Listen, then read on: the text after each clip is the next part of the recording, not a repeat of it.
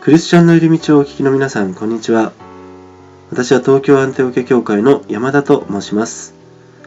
今日は私の失敗を通してのお話をさせていただきます。よろしくお願いいたします。あれはかなり前の話ですが、私がまだ高校生の時です。高校に入学してすぐに体調を崩して数日間お休みすることになりました。私はもともと扁桃腺が大きく、腫れるとかなりの高熱が出ます。学校を休みがちになることが多く、この時も例外ではありませんでした。熱が出てしまい、数日間お休みすることになったのです。最初の頃は本当に高熱で苦しんで大変でしたが、数日もすると薬が効いてきて楽になってきました。ただ、この頃になるとですね、何とも家の居心地が良くなってきているのです。家族はいつも以上に優しいし、美味しいものも食べられます。ゲームもやり放題ですし、テレビも見放題。ある程度のわがままも許されてしまうのです。そこで私は、よし、このままもう少し休んでやろうと思い、仮病大作戦を実行することにしたのです。朝体温を測るときに体温計を布団にこすりつけて、あたかも熱があるようにしたのです。たまにびっくりするくらいに体温計が上がり、慌てて調節したりして、なかなかのスリルを味わいました。しかしこの作戦が功を奏したのです。体調が良くなっているのにもかかわらず休めるようになっていったのです。いわゆるずる休みですね。最初はいいのですが、数日お休みしているとだんだん学校に行きにくくなっているのに気がつくようになりました。楽しかったはずのお休みが不安だらけのお休みになっていったのです。しかも私は高校に入ったばかりでしたので、クラスにも慣れていない状況で、日が経つにつれてますます生きにくくなっていきました。今更学校に行っても誰も受け入れてくれないのではないかと思いましたし、せっかく入った高校なのにこのまま復帰できないかもしれないと真剣に悩み始めました。しまいにはこの問題を直視できないようにさえなってしまいました。結局私は修学旅行にも参加することはできず、1ヶ月ほど休むことになったのです。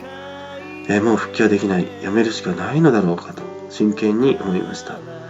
学校に戻ることは不可能に思えたのです。そこで私は神様に助けを求めてお祈りをしました。嘘ついてずる休みしたことを真剣に神様に悔い改めた上で、学校にスムーズに復帰し、みんなにも受け入れられるように真剣に祈ったのです。祈っていると思いのうちに2つのことが浮かんできました。1つ目はクラスの誰よりも早く学校に行くこと。そして2つ目は学校に着いたら教室で聖書を読むことです。これは神様からの語りかけだと私は確信した反面、これはまずいと思いました。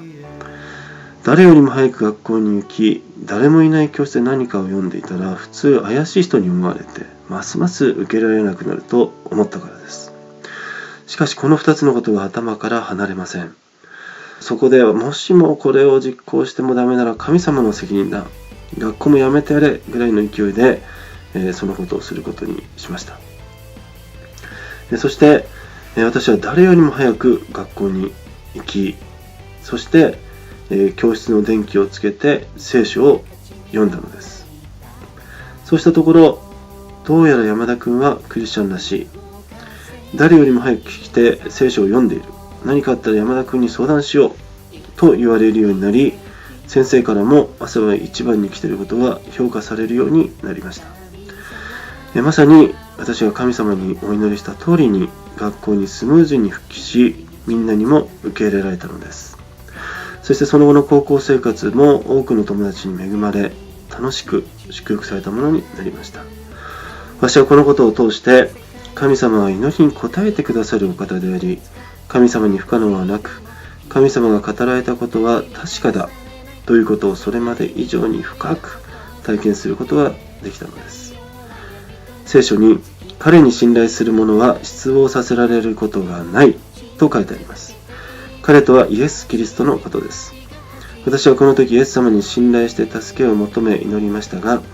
聖書が言っている通りに失望することがなく、最善の結果を見ることができました。私には解決不可能と思えた問題も、神様は見事に解決してくださったのです。私たちは様々な問題の中で何の解決も見当たらず、誰も助けてくれないと落ち込み、時には絶望してしまうことがありますが、諦める必要はありません。私たちの神様、聖書の神様に不可能はありません。神様はそのすべてを解決することがおできになるお方です。本当の解決、最善の解決は神様にあるのです。皆さんにもこの素晴らしい神様をぜひ知っていただきたいと切にお祈りしております。今回は失敗を通してのお話をさせていただきました。またお会いするのを楽しみにしております。それでは失礼いたします。君にぶつかってきたとしても、君は絶対に離されない。この世界に終わりが訪れて、太陽は闇となり、月が血の色に変わる時が来ても信じ続けている。新しい世界が始まる。